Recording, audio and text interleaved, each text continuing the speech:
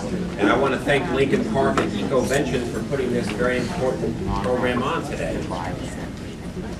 My name is Rick Thigpen. I am the Vice President for State Government Affairs for Public Service. And apparently you all cannot hear me, is that true?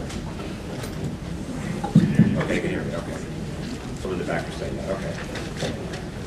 Well, certainly we at Public Service embrace with both hands a green future. And it is our pleasure and extremely important for us to be a part of helping bring the future right here to Newark. And we are so pleased that this is happening today. So let me just start by thanking you all for being here and thanking you for paying attention to the future and thanking you for listening to what our President is telling us about how important sustainability and green energy will be for the future of our country. It is my privilege this morning to introduce a man who needs no introduction. He is already one of the most important citizens in New Jersey at 25 years old or so, is that right? 26? 29. 29 years old, okay. 29 and a half, okay, we'll give him that. He is the mayor of the city of Newark. He is clearly destined to make a very large imprint on the great state of New Jersey. He is truly a friend of public service and truly a believer in the new green economy. And I would ask you all to warmly welcome the mayor of Newark and a future leader in our state, Cory Booker.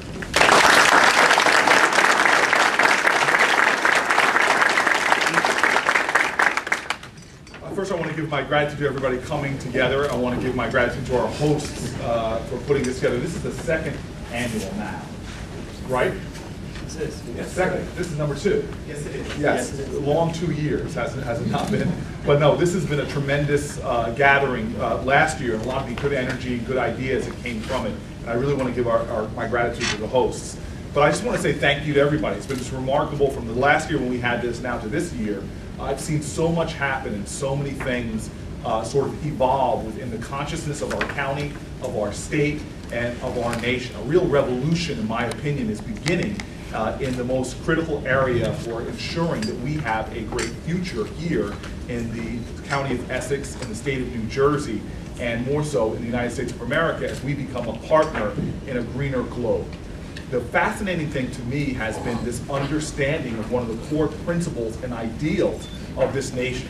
This idea that we may all come from different places, different races, different religions, different backgrounds, but we have an interwoven destiny, that we are interconnected in ways that are both practical as well as spiritual. And in terms of our future and securing a great future, a future of abundance, a future of strength, a healthy future, a future of prosperity, we are now beginning to understand that essential to that is a green consciousness. We always knew that from a social justice perspective, we all needed each other. King said so eloquently from the letters of the Birmingham jail that we were all caught in an inescapable network of mutuality, tied in a common garment of destiny, that injustice anywhere is a threat to justice everywhere. Well, we now know that just not only from a social justice, but from an environmental justice perspective, those words are just as true. Injustice anywhere is a threat to justice everywhere. And that we as a nation not only need to prevent against the kind of ills that threaten our society, whether it's a struggling economy, whether it's epidemic levels of asthma, whether it's inner cities that are facing challenges, or an environment and planet that's in peril, all of these things necessitate a collective action, collective struggle, and collective sacrifice. But the beautiful thing about the efforts now is we're showing that the sacrifice really is an investment, that having a green consciousness can be an investment that has a tremendous return. And in fact, I'm saying more and more now that the very American dream can be achieved only if it's a green dream, that if we integrate green consciousness in everything that we do. So we began this in my administration a few years ago, along with partners that are all over the city of Newark.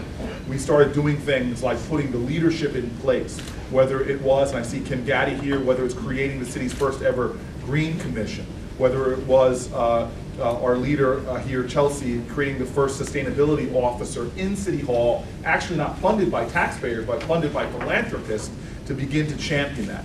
Coalitions started to evolve all around our city, with leadership from the private sector to leadership from the public sector, from a governor, in fact, that made his entire energy plan for the state really focused around green initiatives. All of this has created a level of activity in Newark that I don't think people could have anticipated. So many of the things, from the largest parks expansion, reclaiming green spaces before, to having all the building going on in the city of Newark, the most celebrated building now is all being done to LEED standards, which is the first building around the arena in the Richardson Lofts, to the great B.A. Wilson, who's really helping to create in New Jersey the first green community in our state. We now have urban garden programs that are going on that are worthy of celebration. Our public housing has solar panels on it and creating really energy efficient and sustainable housing at the low income level all the way up, as I said already, from the affordable housing level. We're attracting and supporting green businesses in the city of Newark with having everything from solar companies, 3 now in our city, to I even talked to some folks here from the Innovation Fuels, which is a biofuel company here in the city of Newark. So many activities. We have people at the table now that are strategizing about how to help low-income residents, people who might be on fixed income, deal with the issue of weatherization.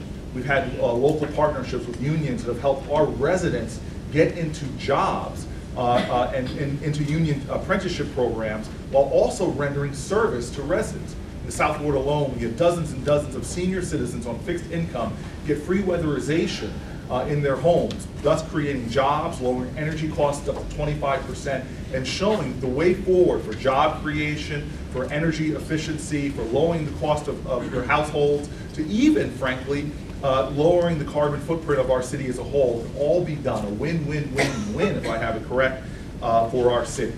In so many areas, we're seeing substantive activity of people coming together and working together.